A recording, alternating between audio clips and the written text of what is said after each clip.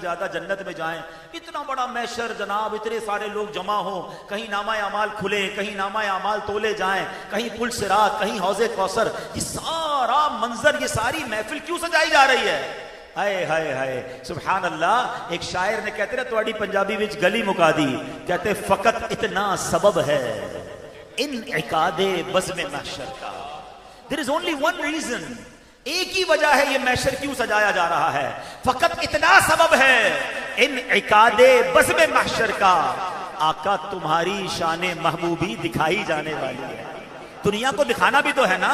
کچھ لوگ آج نہیں مان رہے, کل وہ سارے مان جائیں گے, مگر یاد رکھو کل کا ماننا کام نہیں آئے گا.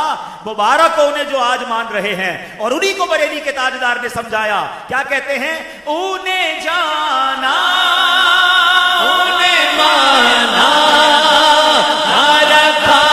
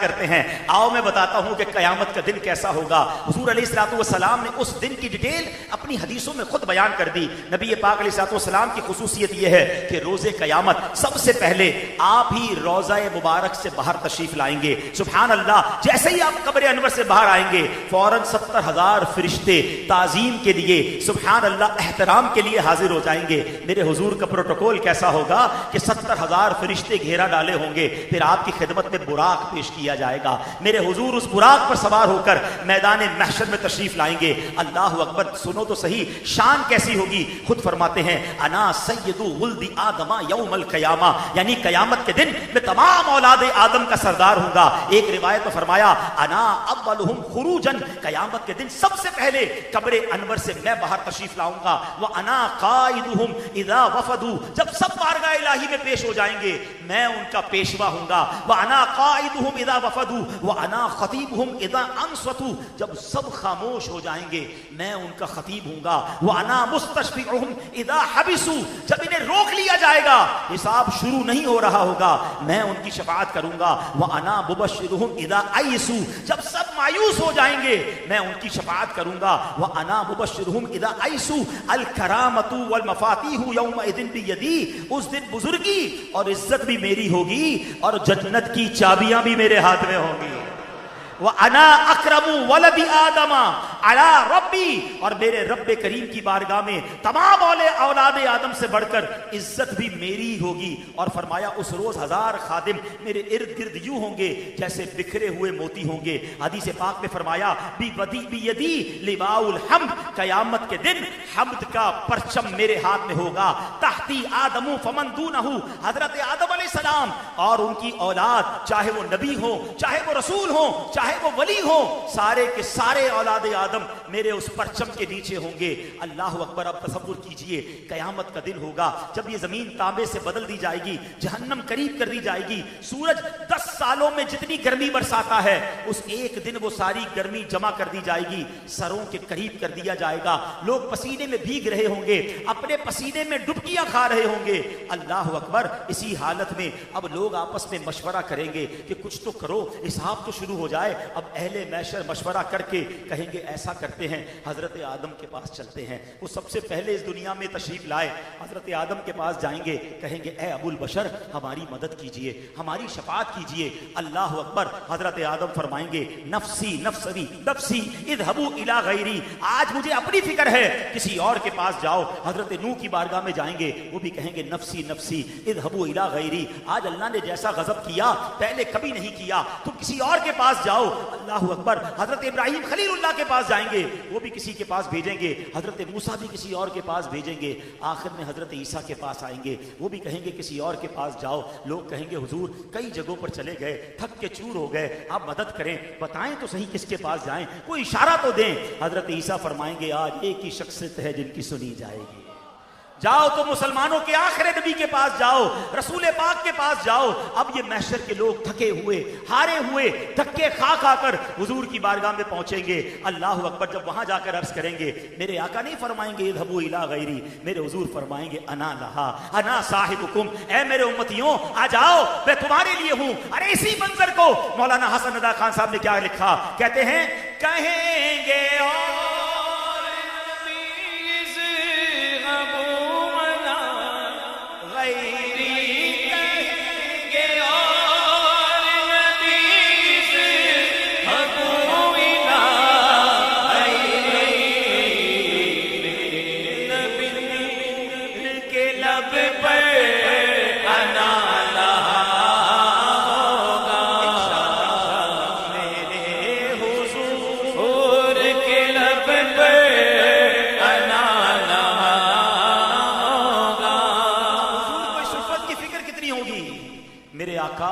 अब अल्लाह की बारगाह में सजदा करेंगे, तवील सजदा करेंगे।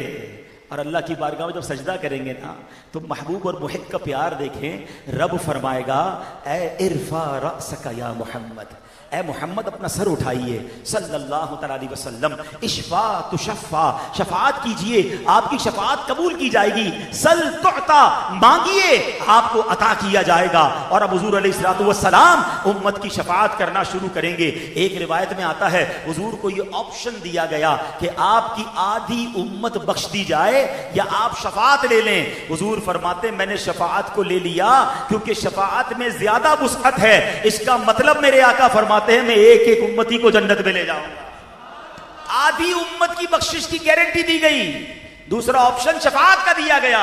हुजूर फरमाते मैंने शफाअत को लिया क्योंकि मुझे मालूम है कि इंशाअल्लाह मैं अपने तमाम उम्मतियों को बख्शवा लूंगा, रब से सुभान अल्लाह बख्शवा लूंगा। एक जगह हुजूर फरमाते कयामत के दिन तमाम नबियों के लिए नूर के मिंबर लगाए जाएंगे। हर नबी अपने मिंबर पर होगा, मैं उस वक्त तक अपने मिंबर पर ना बैठूंगा जब तक अपने एक एक उम्मती को जन्नत में ना ले जाऊं। हुजूर फरमाते मैं अल्लाह की बारगाह में इस खौफ से खड़ा रहूंगा। जरा जुमला सुनिएगा, हमें खौफ क्या होगा, जहन्नम में ना डाल दिया जाए। हुजूर फरमाते मैं इस खौफ से खड़ा हूंगा कि कहीं मुझे जन्नत में ना भेज दिया जाए, क्योंकि मैं जन्नत में चला गया तो मेरी उम्मत का क्या होगा। हाय हाय, इतनी मोहब्बत करने वाले, इतना प्यार करने वाले, इतना ख्याल रखने वाले हुजूर हमें मिले हैं। नबी ये पाक की कैफियत पता है क्या होगी, किसी माँ का बच्चा बिछड़ जाए तो कैसे तकलीफ में आ जाता है। मौलाना हसन रज़ा खान साहब ने इस पूरे कयामत के मंजर और हुजूर की कैफियत को कैसे बयान किया। वो कहते हैं अजीज बच्चे को माँ जिस तरह तलाश करे, बच्चा बिछड़ जाए तो कैसे तलाश होता है। अजीज बच्चे को माँ जिस तरह तलाश करे, खुदा गवाह यही हाल आपका होगा। वो पाक दिल के जहीं जिसको अपना अंदेशा, हुजूर को अपनी तो कोई फिक्र नहीं ना, आप तो बख्शे बख्शाए हैं, मगर दिल में घबराहट क्या होगी, मेरी उम्मत पीछे ना रह जाए। वो पाक दिल के नहीं जिसको अपना अंदेशा, हुजूम में फिक्रो तरद्दुद में घिर गया होगा। हजार जान फिदा नर्म नर्म पाँव से पुकार सुन मासूम के असीरों की दौड़ता होगा। अल्लाह अकबर। इस तरह मेरे आका अलैहिस्सलाम शफाअत करेंगे। और बड़े बड़े बुजुर्गों ने बड़े प्यारे अंदाज में हुजूर की बारगाह में शफाअत के लिए अर्ज की है। हम भी अपनी आदत बनाएं, जब मदीने जाएं तब भी, और अगर मदीने ना जा सकें तो तसव्वुर मदीना में बैठकर भी हुजूर की बारगाह में अर्ज करें, अस्अलुका शफाअत या रसूल अल्लाह, अस्अलुका शफाअत या रसूल अल्लाह।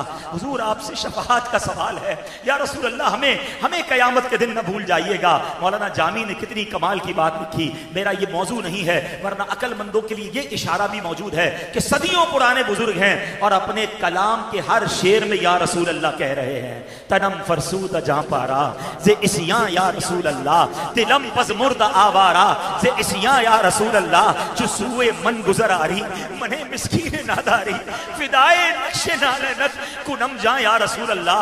आखिर में कहते हैं हुजूर जब कयामत का दिन होगा आप अपना शफाअत का बाजू फैलाएंगे, गुनाहगारों की शफाअत फरमाएंगे। हुजूर जामी को न भूल जाइएगा। कहते हैं चू बाजू है शफाअत रा, चू बाजुए शफाअत रा कुशाई बरगुनाहगारा, चू बाजुए शफाअत रा कुशाई बरगुनाहगारा,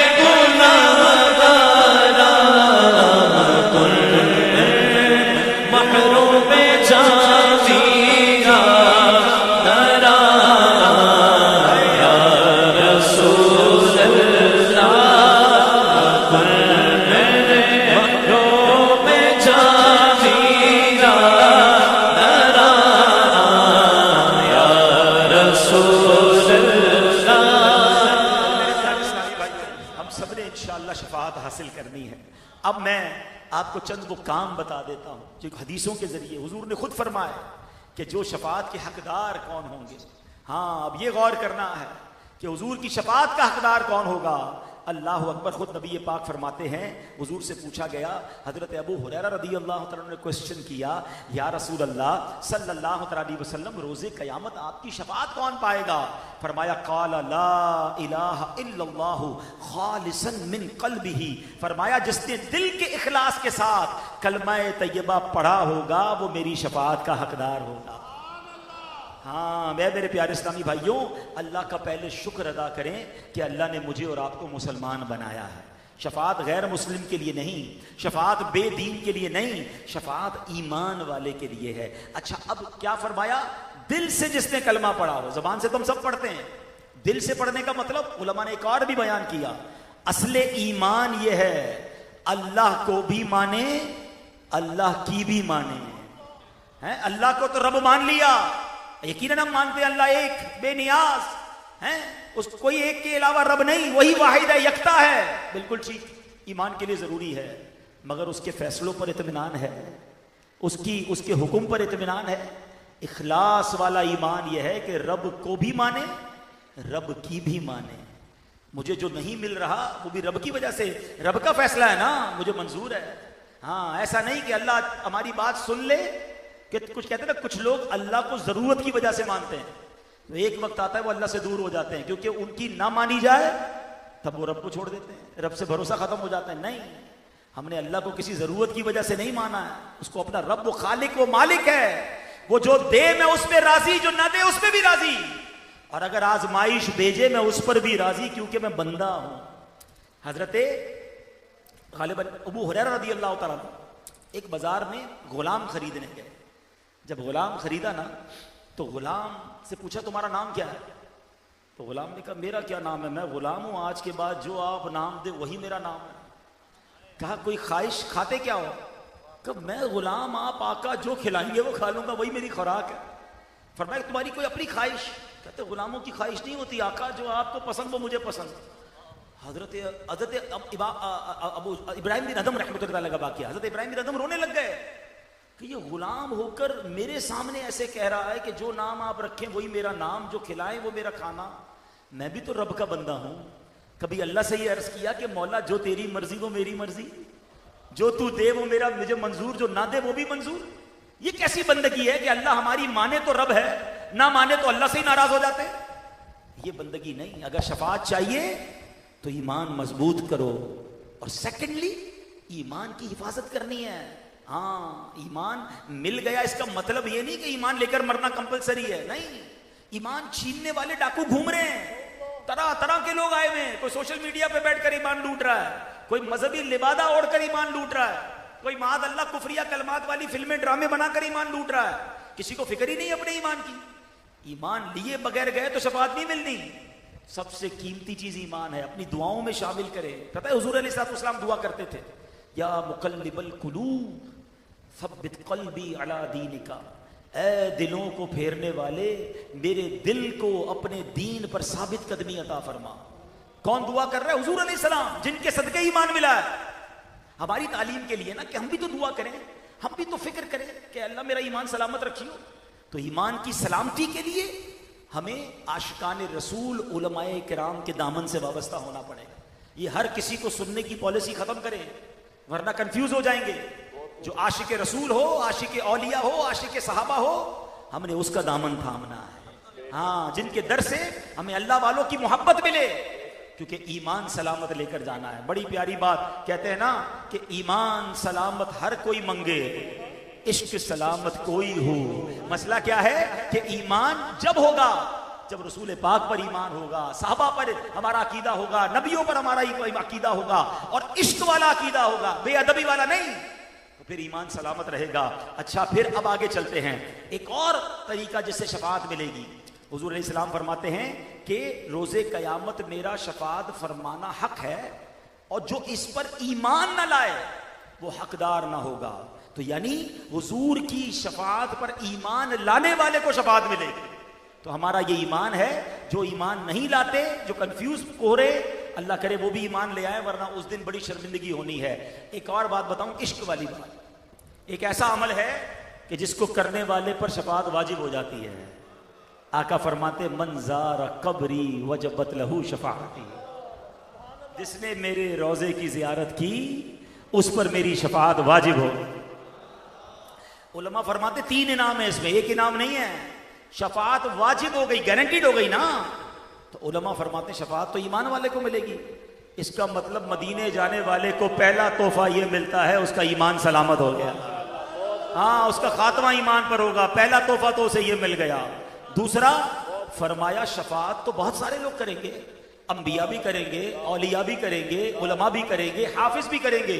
حضور نے یہ نہیں فرمایا کہ شفاعت واجب ہوئی, فرمایا شفاعتی, میری شفاعت واجب ہو گئی. اے مدینے جانے والوں مبارک ہو, شفاعت بھی ہوگی, ایمان بھی سلامت رہے گا, اور شفاعت خود حضور پاک فرمائیں گے. پھر کیوں نہ مدینے جانے کو ترسیں. امیر اہل سنت کا شعر ہے نا, زائر قبر منور کی شفاعت ہوگی, ہے یہی آپ کا فرمان مدینے والے.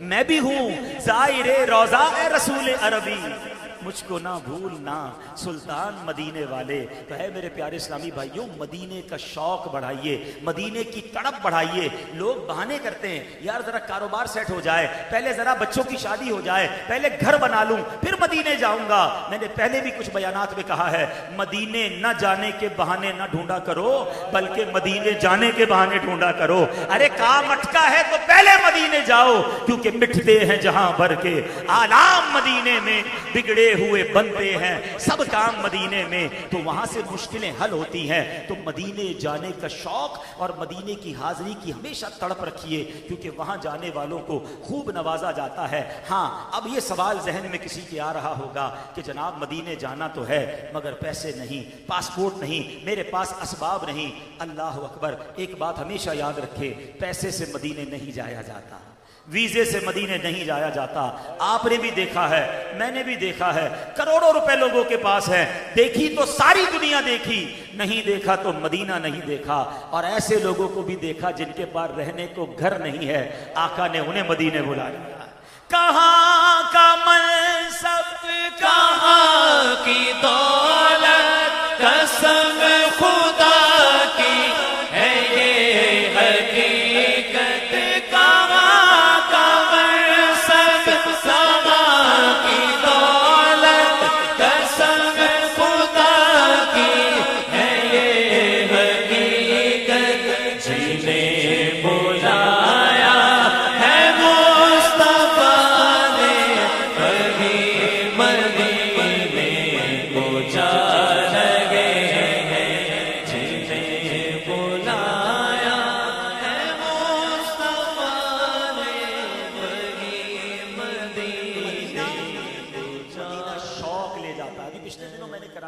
بحریہ ٹاؤن میں ایک بیان کیا.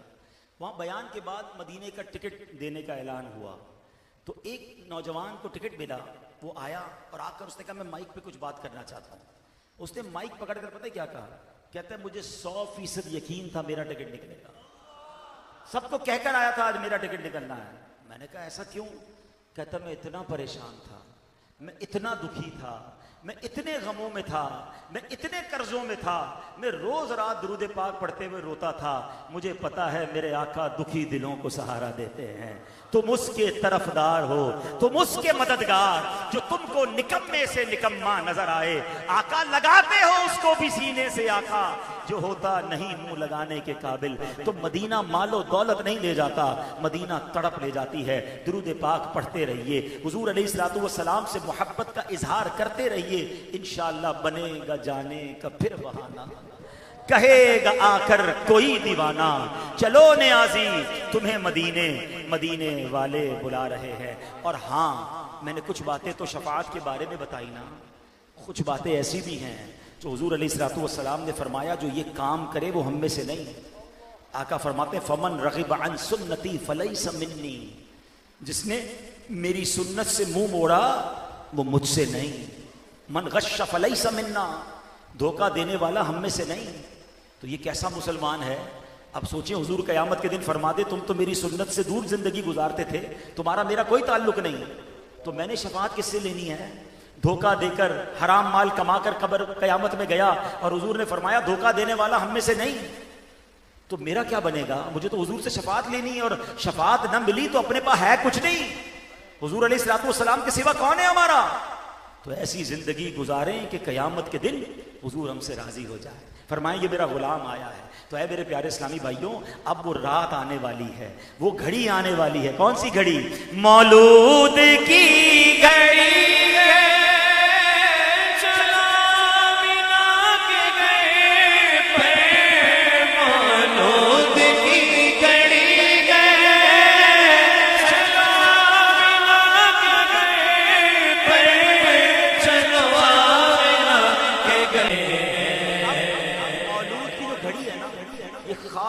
رحمتوں کی برسات کی گھڑی ہے. ایک تو اس رات کو ضائع مت کیجیے گا. ماشاءاللہ دعوت اسلامی کے تحت پوری دنیا میں میلاد مصطفیٰ کے عظیم الشان اجتماع ہوتے ہیں. لاہور میں کہاں ہو رہا ہے ماشاءاللہ بڑا اجتماع؟ یونیورسٹی گراؤنڈ چبرجی میں. تو آپ سب نے بے شک اپنی مسجدوں کے اجتماع سے فارغ ہو جائیں, ساڑھا اجتماع صبح صادق تک چلتا ہے, تو وہاں آئیں. اور خاص مولود کی گھڑی جو ہوگی نا, یہ رحمتوں کے برسنے کی رات ہے. اب سوال یہ ہے, رحمت برستی ہے مگر فرق کیوں نہیں پڑ رہا؟ کئی ایسے لوگ ہیں 50 میلاد بنا چکے ہیں, 40 بار میلاد بنا چکے, بے نمازی کے بے نمازی ہیں, جھوٹ بھی چل رہا ہے, حرام بھی چل رہا ہے, میلاد بھی بنا رہے ہیں. تو یاد رکھیں بارش کا قصور نہیں ہوتا, زمین کا قصور ہوتا ہے. کوئی زمین نرم ہو اس پر بارش برسے تو پھول کھلتے ہیں, سبزہ نکلتا ہے. پتھر ہو بارش برسے خالی پانی آ کر بہہ جاتا ہے, اور گند پڑی ہو نا تو بارش ہو تو کیچڑ ہو جاتی ہے. بارش کا قصور نہیں, زمین کا پرابلم ہے. میلاد آنے سے پہلے دل کی زمین نرم کر لو, صاف کر لو گندگی کو, نمازوں کی پابندی ہو, عشق رسول میں سنتوں کو اپنانا شروع کر دیں, حرام کام چھوڑ دیں. خدا کی قسم جب زمین نرم ہو گئی نا تو آنے دو میلاد کی رات, ایسی رحمت کی بارش برسے گی کہ عبادت کے پھول کھلنا شروع ہو جائیں گے, سنتوں کے پھول کھلنا شروع ہو جائیں گے, عبادت کا ذوق بڑھ جائے گا. اور پھر دیکھیں سرکار کی ولادت کا کیسے صدقہ ملتا ہے. تو دھوم دھام سے میلاد منائیں, پرچم بھی گھر پہ لگائیں, لائٹیں بھی لگائیں, اور اپنا دل بھی سجائیں, اپنا آپ بھی سجائیں. جلوس میلاد میں بھی شرکت کریں, وسوسوں میں نہ آئیں. کیوں؟ جب تلک یہ چاند تارے ملاتے جائیں گے, جب تلک یہ چاند تارے ملاتے جائیں گے, تب تلک جشن ولادت ہم مناتے جائیں گے.